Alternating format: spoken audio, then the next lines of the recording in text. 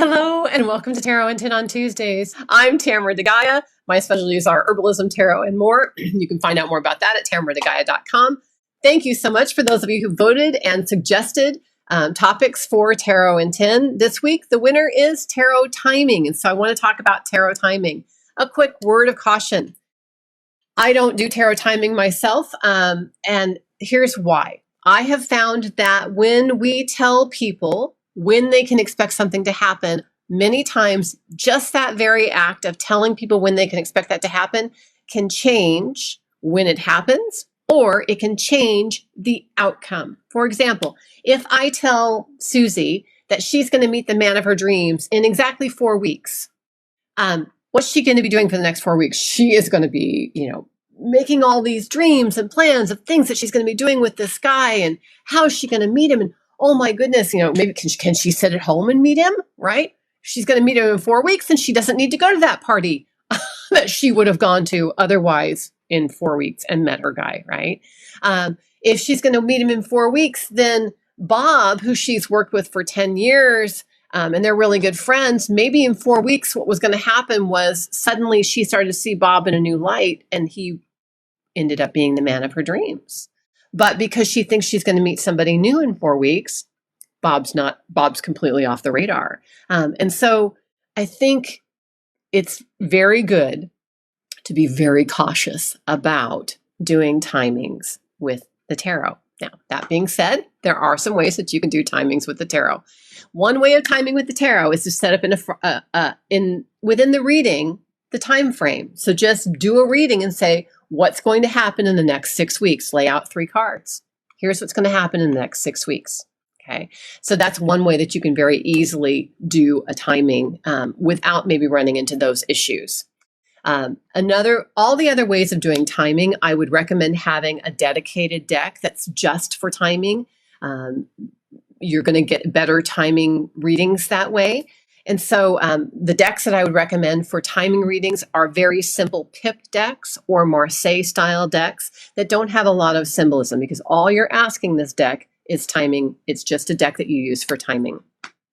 And with a dedicated deck, here are some ways that you can use for timing. Now, before I pop into these, let me just say that there are a bazillion ways to try and do timing with the tarot. These are some that I think might work well, but you must, as a tarot reader, decide which method you like the best, which one feels the most right to you, and then use that consistently.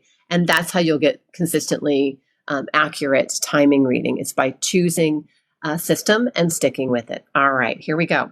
So one very simple way to do it is upright and reversed, asking, is this going to happen in 1 week?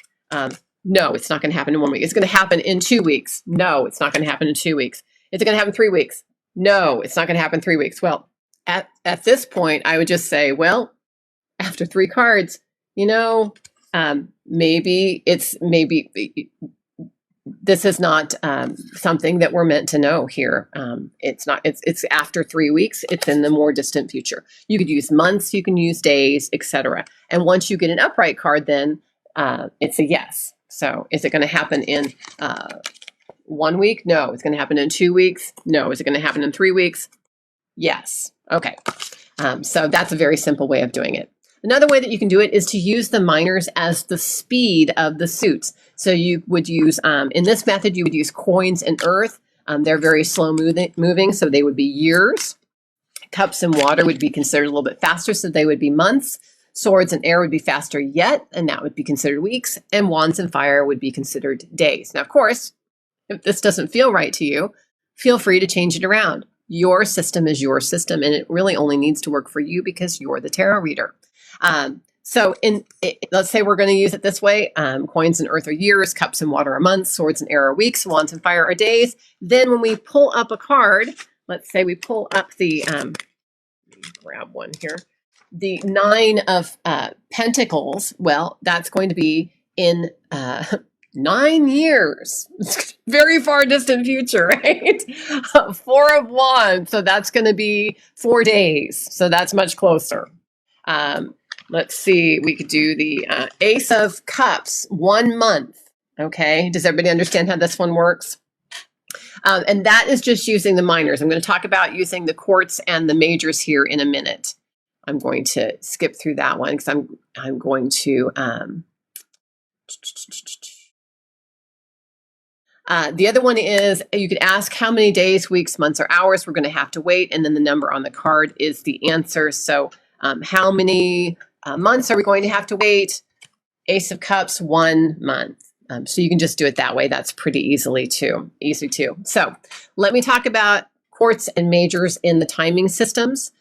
So both quartz and majors could mean a couple of things. They could just mean that, hey, this is not something we're meant to know. The other thing it can be is a quart could be could mean that the timing of the situation is dependent upon the person represented in this card. So the person represented in this card is the Queen of Wands. She's very fiery. She knows her own mind. She's very opinionated. She gets things done. Does that sound like somebody you know? Your timing for the situation, it could be you, it could be someone else, but it's dependent on this person and their actions, okay? If it's a major card, let's say it's a card like the, oh goodness, if I can pull one up. Well, the wheel just means, obviously, you know what? Things are changing. Things are changeable in the situation, and the tarot doesn't really have an answer for us yet. If it's the Hermit card, then it might be, the tarot says that before the situation can come to fruition, before the timing situation can come to fruition, you have something you need to resolve that's related to the Hermit. You need to spend some time in introspection. You need to go really look at who you are before you can find the love of your life. If it's the Lovers card, you maybe need to work on resolving past relationships. If it's the Justice card, you maybe have a legal issue that needs to be taken care of before this can move forward. You get the idea. So those are some ways that you can read the tarot or as a timing tool. Now, my first word of caution was that sometimes people are, sometimes it's best that people just don't even know. And the other word of caution is that sometimes we really are not meant to know these things. And so be cautious when you are starting to use timing with the tarot. You do not always have to answer timing questions. You can draw a card. You can ask the tarot. You can just to yourself ask the tarot, is it a good idea to give this person timing on this question regarding their love life? Well, if I pull up the Hermit, I'm going to say no. It's not a good thing. Right now, they're supposed to be alone for a little while, and giving them that card reading is not what I'm supposed to do.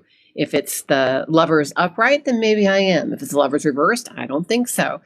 So you can also ask the tarot, and you don't need to share, of course, that information with the seeker, because it's between you and the tarot. You can just simply say, sometimes I can help people out with timing questions. It looks like that's not something the tarot wants to divulge today. And, here's something but give them something empowering that they can do.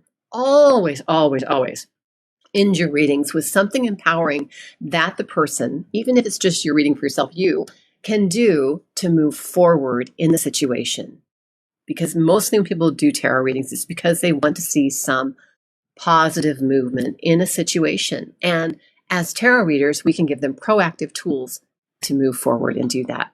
Now, of course, the very best way to learn to read tarot is by practicing with others. And that's why we have Tarot Together Explorers Club, where we gather together and we practice reading tarot for one another. We do paired readings. We do round robin readings. We do warm-ups with the tarot. We play with the tarot. We have all kinds of fun with the tarot. We would love for you to join us. It really is the best way to improve your tarot reading abilities, no matter where you are in your tarot journey. I hope this was helpful. May all your life be luminous.